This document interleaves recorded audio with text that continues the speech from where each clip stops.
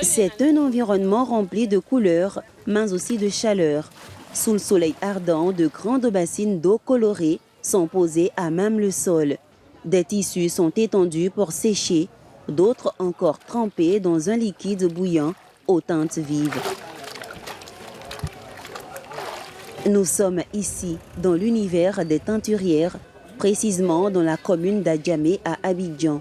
Des femmes comme Kadisila donnent un nouveau visage au basin blanc d'origine, le transformant en étoffe éclatante aux motifs variés. C'était le blanc. On a changé, c'est devenu orange. Dans ce processus de transformation, les femmes ne sont pas seules. Les hommes y occupent également une place importante. Chacun a un rôle spécifique à jouer, exécuté avec précision. Depuis les années 2010 jusqu'à aujourd'hui, c'est Jazz Nature là. Mais lui, il vient blanc.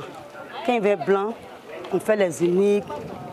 On fait aussi d'autres, on appelle ça Syrie. On attache ça. Maintenant, quand on finit le produit là, on va mettre au feu, on prépare ça. Mais quand c'est prêt maintenant, on livre dans les coins différents. D'autres vont en Guinée, au Mali même souvent, c'est là-bas ça quitte, mais souvent aussi il y a des clients qui sont au Mali, ça va là-bas.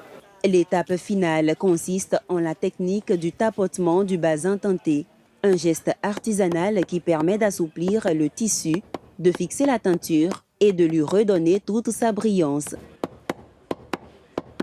Une autre étape attire particulièrement l'attention, l'application de motifs sur le basin, réalisée par un sérigraphe. Ça, c'est un dessin qu'on prépare sur l'ordinateur. Voilà, maintenant quand ça vient, il y a certains produits qu'on va payer pour monter sur les cartes comme ça. Et puis on tire avec le peinture perlant. Voilà.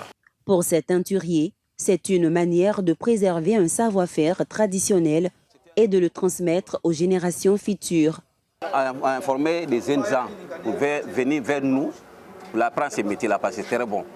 Par métier-là, nous on est dedans, on est piqué, on en a fait, on est dedans, mais on ne peut pas connaître ça fini. Chaque fois que nouveau modèle ça vient, si tu ne connais pas ça, ce n'est pas la peine. Malgré les risques liés au métier, à la manipulation des produits chimiques, la forte chaleur et la concurrence déloyale, les teinturiers persistent. Le truc a pris un coup. Parce que les nouveaux, puis les tissus qui sont sortis un peu à la mode, et puis les Chinois, ils n'ont plus le marché. Donc malgré tout ça, là, ça donne tu vois, un peu l'engouement, un peu les trucs. Animés par la passion et la volonté de valoriser leur savoir-faire local, ils perpétuent un art ancestral au cœur d'Abidjan.